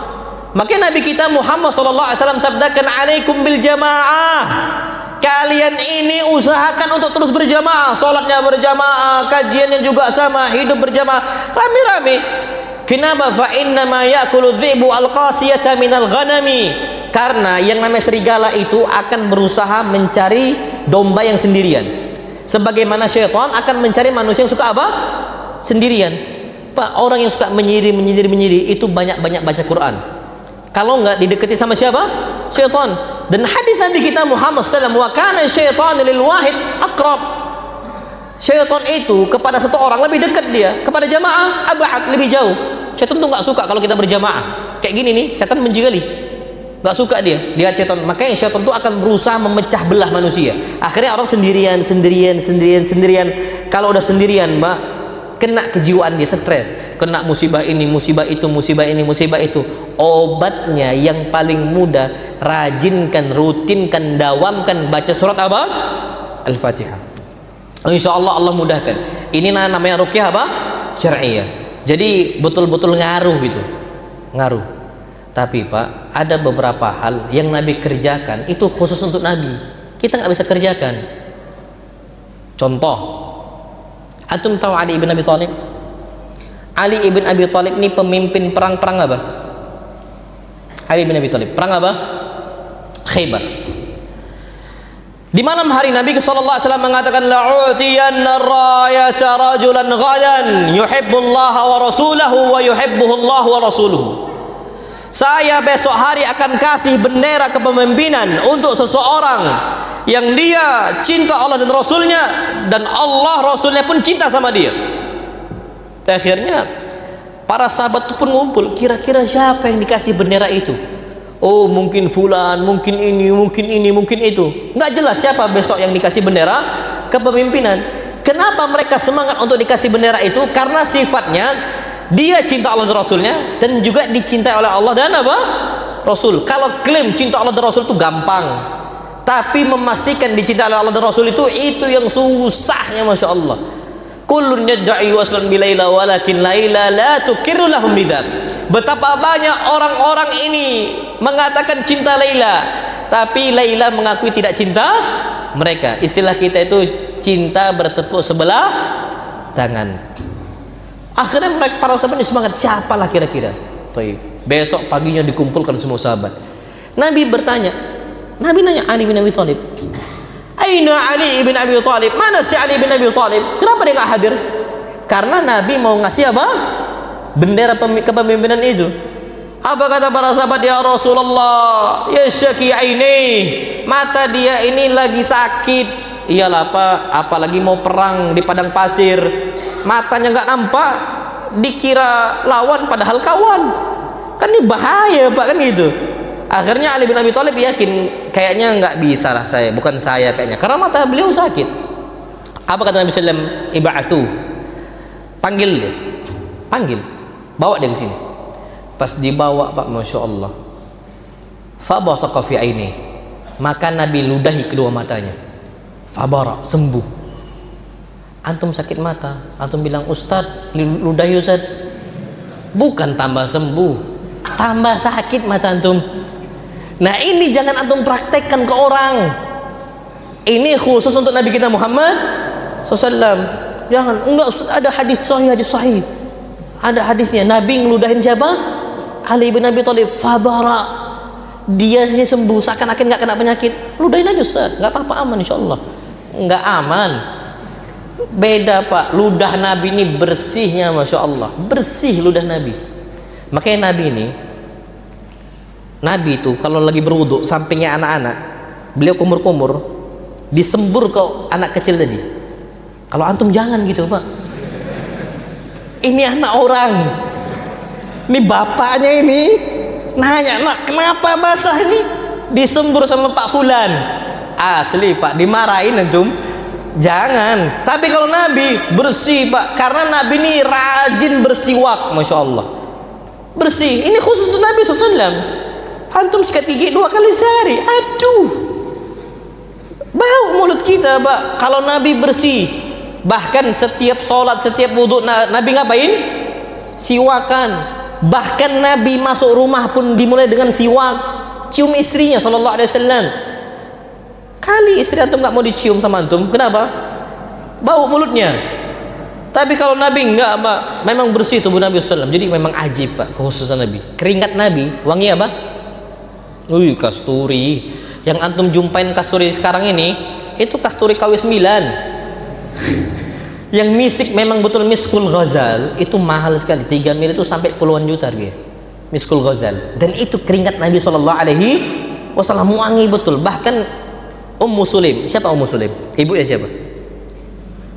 Ibu siapa? Sahabat Nabi yang jadi pembantu Nabi siapa? Anas bin Malik. Ummu Sulaim itu sampai nampung keringat Nabi SAW. Bahkan apa kata Ummu Sulaim? Wallahi innahu la ahla minal misk. Demi Allah saya tampung ini karena keringat Nabi lebih wangi daripada apa? Misik, kasturi Pak, wangi betul. Tapi walaupun Nabi keringatnya seperti parfum misik, Nabi tetap pakai minyak wangi. Ini udahlah keringat kita ucum, males pakai minyak wangi, antum pakai minyak wangi, sarajin. Bahkan Nabi katakan, langsung ada yang gini ya, ya masya Allah. Nah, hubbiba ilayya min dunyakum at-tib wan nisa. Aku ini dijadikan cinta oleh Allah dalam perkara dunia kalian 2 hal. at-tib, minyak wangi. Yang kedua apa? An-nisa, wanita. Maka istri Nabi berapa? 11. Ini adalah istri satu, jarang pakai minyak wangi lagi. Nabi an-nisa, istri 11, rajin pakai minyak wangi. Nah, usahakan kita apa? Rajin minyak wangi. Nah, penyembuhan, pengobatan dengan cara apa? Dengan cara meludahi ke mata orang, itu khusus untuk Nabi kita Muhammad sallallahu alaihi wasallam. Antum jangan coba-coba di rumah. Antum jangan coba-coba di rumah, dan jangan jadikan anak antum tikus percobaan.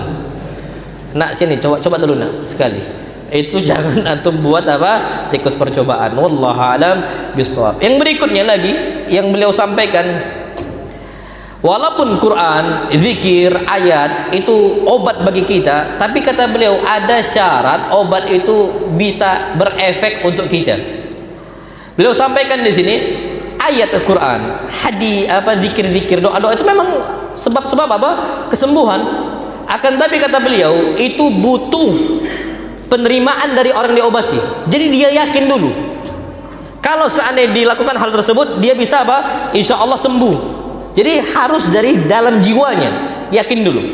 Kemudian yang kedua, kata beliau, kekuatan tekad dari pengaruh orang-orang yang meruqyah, yang berusaha untuk ngobatin. Jadi ruqyah ini kadang-kadang ada yang orang itu lepas dari gangguan syaitan, ada yang nggak lepas. Tergantung siapa yang diruqyah dan siapa yang meruqyah. Antum tahu Imam Ahmad ibn Hanbal rahimahullah. Imam Ahmad ibn Hanbal ini wallah imam besar dalam akidah Ahlussunnah wal Jamaah. Ada salah satu orang kesurupan syaitan. Apa kata Imam Ahmad ibn Hanbal? Beliau ini sibuk. Beliau nggak mau datang ke sana, beliau sibuk dan sebagainya, ada hajat yang beliau nggak bisa datang ke sana. Akhirnya kata beliau, bawalah sendal saya. Bawa sendal? Ya, bawalah sendal saya. Dibawa sendal Imam Ahmad ibn Hanbal, dikatakan ini sendal Imam Ahmad ibn Hanbal. Langsung sadar. Berarti syaitan takut dari apa? Imam Ahmad. Pas meninggal Imam Ahmad, kesurupan lagi nih orang. Oh, obatnya dulu sendal Imam Ahmad. Dibawa lagi sendal Imam Ahmad. Apa kata jin? Imam Ahmad sudah meninggal, nggak mau keluar dia. Berarti ngaruh nggak efek dari istilahnya orang yang meruqyah? Ngaruh, Pak. Ada beberapa orang meruqyah, mau meruqyah nggak meruqyah jadi ragu. Nanti takut, nanti diganggu sama setan, takut. Akhirnya pas meruqyah baca Quran, diejek sama setannya. Baca Qurannya jelek kali katanya. Ada Pak, bahkan syaitan itu diruqyah, dia itu bisa baca Quran lebih bagus dibandingkan orang yang meruqyah. Oke, antum kalau meruqyah itu antum harus tekad dulu, akidahnya kuat. Ini masih takut-takut, enggak, nanti ngeri, susah antum sembuh, susah. Untuk bantu apa? Kesembuhan bagi orang. Antum yakin tekad dulu, Anda meruqyah, insya Allah mau bantu dia, insya Allah dimudahkan. Antum tahu Umar bin Khattab? Pak, wallah ajib Umar ini Pak. Apa kata Nabi kita Muhammad sallallahu alaihi wasallam? Ma salaka Umaru fajjan illa wa salaka syaitanu fajjan min ghairi fajj Umar. Tidaklah Umar ini melewati sebuah gerbang kecuali syaitan akan mencari gerbang yang lain selain gerbangnya Umar. Ada satu jalan nih, Umar di situ, langsung kabur Pak. Syaitan takut dari siapa? Umar bin Khattab. Memang Umar ini pemberani. Dan bahkan khafahu al-jinn wal ins. Dia ditakuti oleh syaitannya jin dan syaitannya manusia. Umar bin Khattab. Jangankan itu Pak, ras terkuat di bumi siapa? Wanita. Insyaallah.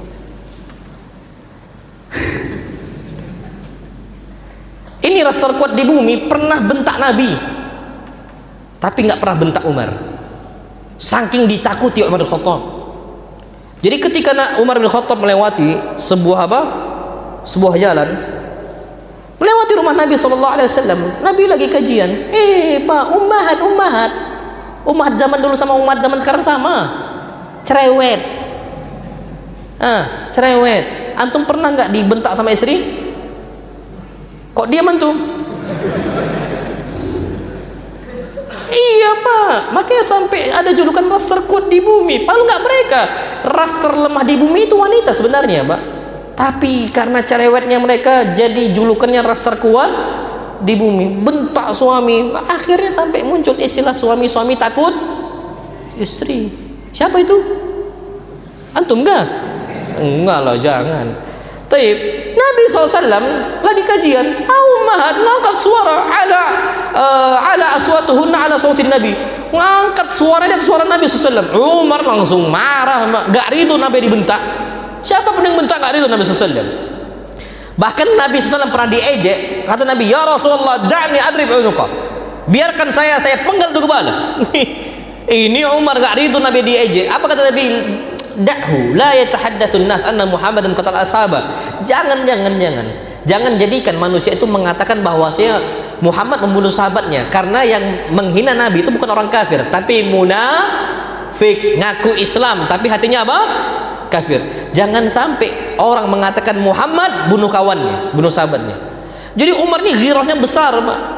Lewatlah Umar bin Khattab di depan rumah Nabi SAW, ini ummahat suara yang ngangkat. Umar bin Khattab mengatakan, assalamualaikum a'alij ya Rasulullah, assalamualaikum, boleh aku masuk? Fa'adina lahu, disuruh masuk, Pak, dikasih izin.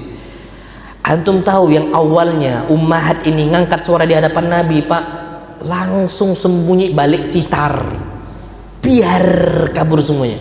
Ini kayak gini, Pak, langsung balik apa? Sitar, sembunyi semua. Masya Allah. Ketika itu Nabi Umar langsung mengatakan, ma hadha saud, suara apa ini aku dengar?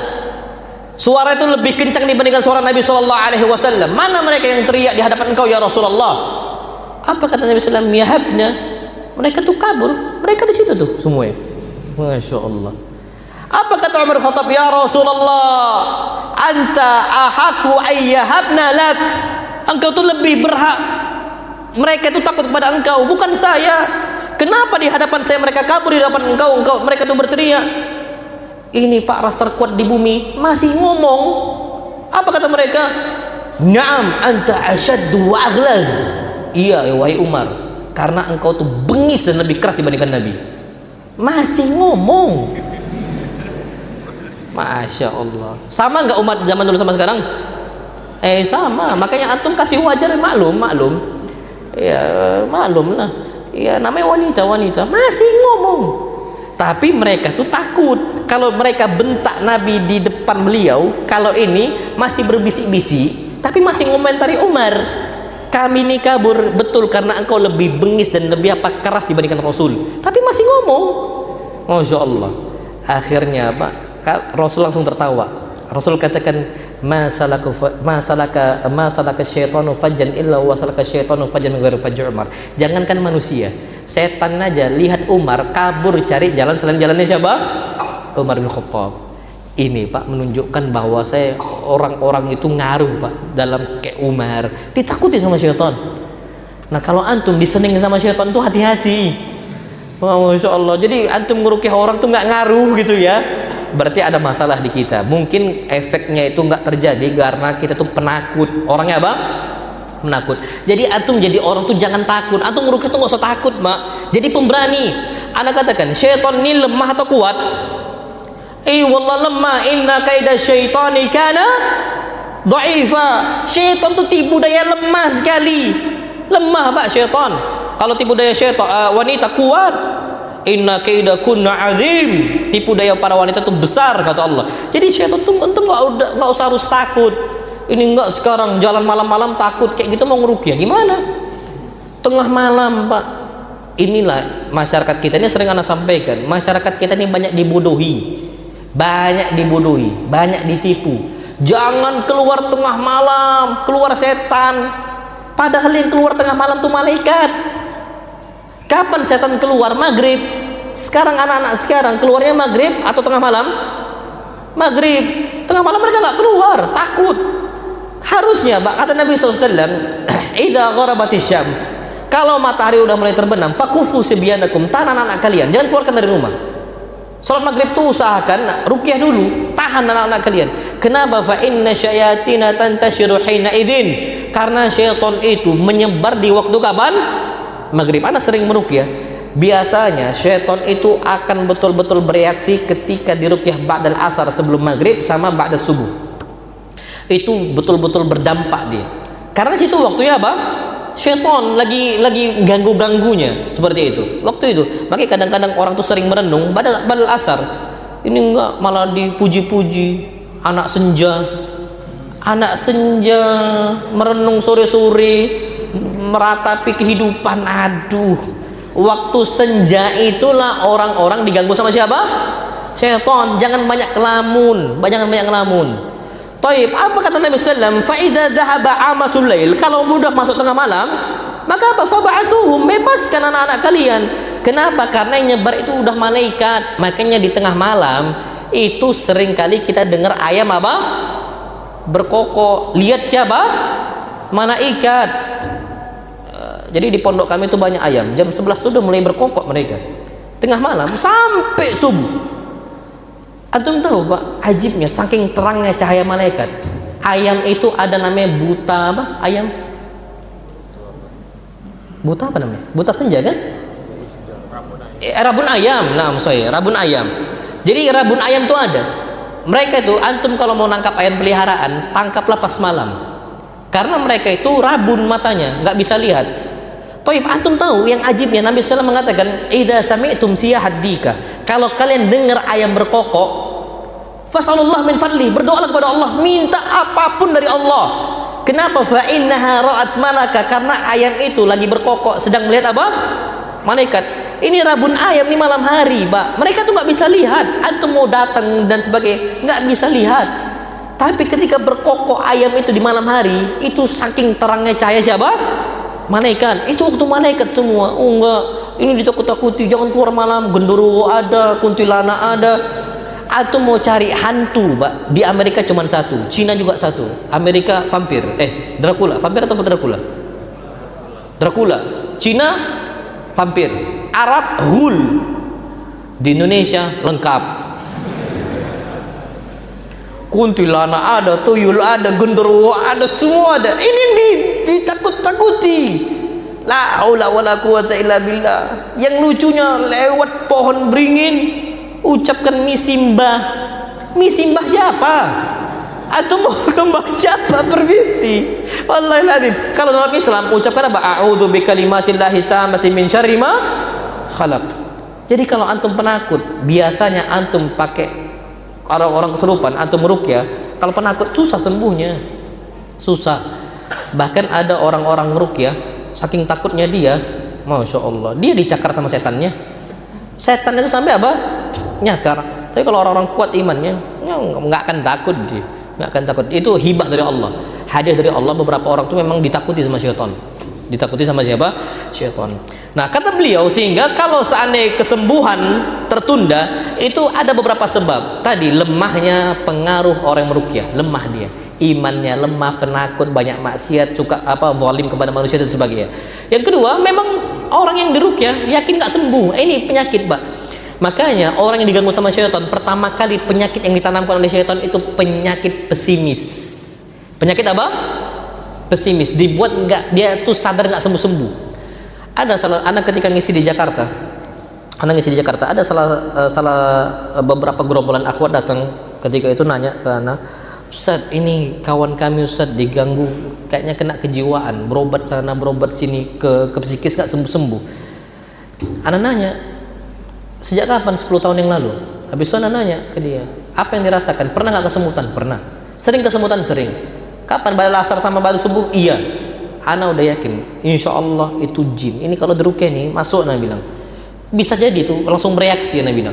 Terus Ana katakan, susah nggak ngafal? Susah. Bawaannya takut nggak? Gelisah nggak? Jiwa itu betul-betul istilahnya penakut, betul. Sering mimpi nggak? Semua sering, dia bilang. Ana bilang ini harus diruqyah. Ana tanya, pernah nggak terfikir kayaknya penyakit ini nggak sembuh-sembuh? Iya Ustaz. Iya, itu masalahnya. Ana sampai sekarang mau Ana tanya, bisa nggak Ustaz 10 tahun Ana kena sakit ini bisa sembuh? Ana bilang bisa. Insya Allah. Kalau yakin kepada siapa? Allah. Karena hadis Nabi tadi Ana sampaikan ini, Al-Imam Al-Qayyim, hadis Nabi SAW, Innallah, kalau sesungguhnya Allah Subhanahu wa taala lam yudha' da'an illa wada'a ma'ahu dawa'a. Allah turunkan penyakit, Allah juga turunkan apa? Obatnya. Bisa. Ana bilang. Jadi pertama ya, sebab yang berikutnya orang tuh tertunda kesembuhan, bisa jadi belum apa-apa udah pesimis, dia nolak itu. Dan ini masalah yang ada di orang yang diobati. Dan itu yang perlu kita ketahui. Ini sebagaimana obat yang terjadi pada obat-obat kimia. Kata beliau ini obat-obat penyakit-penyakit fisik. Ya, obat-obat kimia sekarang. Kalau seandainya obatnya kurang berpengaruh, bisa jadi orang yang di situ tabiatnya memang nolak. Yakin nggak sembuh, yakin nggak sembuh, yakin nggak sembuh, kena. Biasanya seperti itu. Kemudian obat itu juga kurang berpengaruh.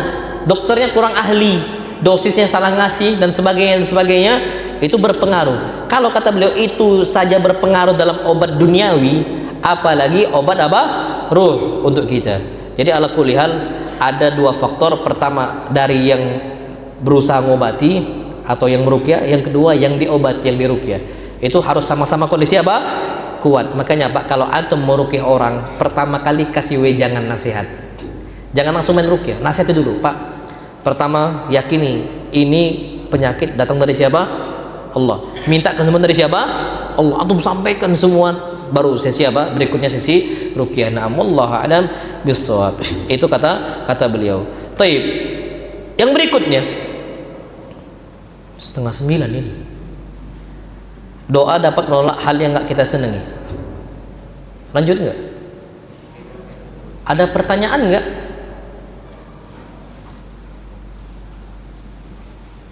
Ini kalau Anda bahas mungkin sampai jam 10 nanti. Gini aja Pak, Anda nggak mau panjang-panjang, nanti insya Allah kita lanjutkan. Anda tuh masih ada 5 sesi di sini insya Allah sampai hari Ahad. Sampai hari apa? Ahad. Harapan Anda selesai kitab ini, cuman nggak bisa, tapi nggak tahu lain waktu. Karena kalau udah dimulai selesaikan, dan itu petunjuk Nabi, nggak boleh nanggung. Hadis Nabi kita Muhammad SAW, innallaha yuhibbu rajulan idza amila amalan ayyutkina. Allah tuh cinta dengan seorang hamba kalau dia sudah memulai sebuah perbuatan, dia tuntaskan. Ini harusnya kayak gitu Pak. Jadi kalau nanggung oke, tapi yakini mudah-mudahan ada kesempatan lain, mungkin ustadz lain yang bahas, antum usahakan selesaikan. Makanya ana sarankan antum jangan nggak punya bukunya. Oh, bukunya disiapkan sama DKM udah sold out kan? Udah habis, antum langsung cari malam ini, nanti antum pulang beli kitab. Ustadz nyampe 3 hari lagi antum udah pulang ke Prabu, nggak apa-apa. Antum yang penting punya kitabnya, karena kalau nggak punya kitabnya sayang antum. Karena biasanya antum baca kitab kalau ada kajiannya. Ana pernah masuk ke rumah salah satu ikhwah, kitabnya banyak Bang. Ana masuk, masya Allah, ini tafsir Ibn Katsir yang warna hijau itu, tahu antum kan, panjang, Fathul Bari yang warna coklat. Ana bilang, antum udah baca sampai mana nih Pak? Ustaz, buka aja belum. Jadi maksud Ana, sampai beliau bilang, Ustaz ini kitab nih, kalau nggak dikaji sama ustadznya kami nggak akan buka. Ini Ana jaga-jaga aja Ustaz, ya minimal untuk warisan lah bagi anak-anak. Ini sampai kayak gitu Pak. Karena Ana yakin kalau nggak dikaji di kajian nggak akan dibuka. Ad-da'wah, Ana yakin Mbak antum banyak yang punya di rumah, tapi antum nggak akan buka kalau tidak apa? Dikaji. Makanya harapan Ana antum beli itu kitab, antum atau pesan lagi ke DKM. Mana nggak tahu gimana caranya, karena cuma 100 pieces, sayang sebenarnya. Aduh sayang. Nanti antum beli Pak, antum selesaikan gitu. Karena kalau antum mulai, antum tanggung jawab untuk selesaikan. Makanya Ana nggak suka ikhwah ini dibuka kelas bahasa Arab yang daftar rame, masih awal bulan, tunggu bulan depan insya Allah terjadi seleksi alam, satu persatu mundur dengan pasti lagi. Hampir bisa orang bisa ini awalnya doang, tengoklah nanti betul, kadang-kadang sisa 3, sisa 2 dan sebagainya. Antum Mbak kalau mau dicintai sama Allah, antum mulai, antum tanggung jawab selesaikan. Ini nggak bertanggung jawab Pak, udah mulai kajian nggak antum apa? Selesaikan. Makanya suatu saat kalau Ana diminta lagi untuk menyelesaikan ini, Ana tanggung jawab Pak di situ. Karena Ana yang mulai. Makanya dari awal Ana bilang, Ustaz, nanti antum bahas ad-da'wah. Ana bilang, Ustaz, afwan, ad-da'wah itu tebal Ustaz. Ini gak akan selesai ini. Selesai Ustaz, nanti kapan waktu antum kesini lagi gitu. Masya Allah. Ya ada kuliah Pak di sini, antum coba cari kitabnya itu. Kalau belum saat ini belum punya, antum catat dulu semua yang ada. Nanti kalau udah datang kitabnya, antum kasih ta'liq, kasih komentar. Jadi di situ diberkahi oleh Allah Subhanahu wa taala. Oh, ada pertanyaannya. Nah, jadi ala kuliah di sini antum beli kitabnya. Nanti insya Allah ada masih 5 sesi. Besok ba'dal maghrib masih ada khutbah Jumat juga di sini insya Allah. Khutbah Jumat ba'dal maghrib, subuh ada di masjid. Ana subuh Al-Huda Sukarame. Al-Huda Sukarame tadi ana lewat pagi tadi. Terus sorenya masih ada, Sabtunya maghribnya Sabtu juga ada, sama Ahad pagi. Antum usahakan Pak, antum udah mulai nih, tanggung jawab untuk antum apa? Selesaikan. Kalau antum nggak ada kegiatan, maghrib datang. Kalau sore antum bisa juga ada istilah kosong kegiatan, antum datang juga. Selesaikan. Allah tuh suka cinta dengan seorang hamba yang dia udah mulai pekerjaan, dia apa kan? Tuntaskan. Ayyut kinau, dia tuntaskan. Wallahu alam bissawab. Wallahu alam. Ustaz, ana baru belajar manhaj salaf. Ada ikhwan mengatakan adanya ustaz salaf yang tidak direkomendasikan oleh ikhwan itu dan gurunya karena adanya kesalahan yang dibuat dai yang tidak direkomendasikan itu. Apakah ikhwan itu termasuk gulu dalam manhaj? Nah, Allah alam bisa jadi. Allah alam bisa jadi. Kalau salah memvonis, takutnya seperti itu. Tapi saran ana, itu tuh takutnya perpecahan yang dihembuskan oleh siapa? Syaitan. Kalau selama itu dia itu sunnah dan dia tuh track record dia sudah tahu dan sudah dikenal lah ala kulli hal dengan kuatnya hafal hadis dia, kuatnya hafal Quran dia dan sebagainya, kita jangan cepat memvonis. Karena ada satu hadis Nabi katakan, man qala li akhihi ya kafir in kana kama qala wa illa raja'at alih. Yang mengatakan kepada saudara ya kafir, wahai kafir, wahai munafik, wahai mubtadi, ahli bid'ah dan sebagainya, kalau benar yang dia ucapkan, kalau enggak balik ke siapa? Orangnya. Jadi ala kulli di sini wallahu alam, ana takut itu hembusan yang dihembuskan oleh siapa? Syaitan. Akhirnya antum apa? Terpecah belah. Nah, wallahu alam bissawab. Rifqan ahli sunnah bi ahli sunnah itu ada satu kitab tulisannya Syekh Abdul Muhsin Al-Abbad. Lemah lembutlah kalian sama ahlus sunnah, jangan sampai terpecah belah. Nah, wallahu alam. Bismillah, semoga Allah memberkahi setiap langkah Ustaz dalam berdakwah. Izin bertanya Ustaz, ana seorang yang diamanahi dalam mengurus usaha kakak ana yang sudah tahun lalu dipanggil oleh Allah. Yang ana tanyakan, apakah ana berhak memasukkan dan memberhentikan pegawai dan apakah masuk kezaliman jika ana memberhentikan pegawai dengan alasan tidak baik akhlaknya, dan apakah kita punya wewenang untuk mewajibkan pegawai untuk sholat berjamaah, tidak menyetel musik dan berbagai pelanggaran syariat lainnya. Nah, antum wakil dari abang antum diamanahkan untuk menjaga toko yang abang antum miliki. Tapi ternyata abang antum sudah meninggal, tetap teruskan, dan itu usaha antum dan sebagainya. Kalau seandainya ana nggak tahu akadnya apa, apakah mudharabah atau tidak. Kalau mudharabah berarti itu apa? Bagi hasil milik bersama. Kecuali antum juga pegawai, berarti tokonya itu jadi warisan milik keluarga mayit. Ya, dibalikkan terpulang kepada mereka. Apakah antum masih dipekerjakan ataukah tidak? Tapi kalau antum dengan kakak antum bagi hasil, ya itu milik antum. Ya, milik antum, sah bagi antum untuk memasukkan pegawai ataupun apa? Memberhentikan pegawai. Jadi akadnya tadi apa? Antum sebagai apa nih? Sebagai yang punya bagi hasil atau pegawai juga? Kalau ternyata antum juga pegawai, tetap toko itu bukan milik antum. Nanti jatuhnya warisan. Apa? Warisan kepada keluarga mereka. Nah, wallahu a'lam bishawab. Bismillah, Ustaz, ana mau bertanya, ada salah satu orang tua ibu teman ana, beliau menderita skizofrenia. Ana tidak tahu nih penyakit apa. Ana sarankan untuk diruqyah, namun qadarullah dari ikhtiar beliau 5 ustadz tiada ia dapati kesembuhan. Bahkan disarankan untuk kembali ke pengobatan dokter. Adakah saran bagaimana ruqyah yang diikhtiarkan? Kalau ada di Prabu, ana mau datang nih, Pak. Cuman kebetulan ada di sini. Ana di sini dan qadarullah wa ma syaa fa'al. Ana lagi safar. Biasanya safar tuh qit'atun minal adab kata Nabi. Potongan dari adab, capek nanti ana. Ana harusnya sibuk ngajar, malah sibuk apa? Ngeruqyah.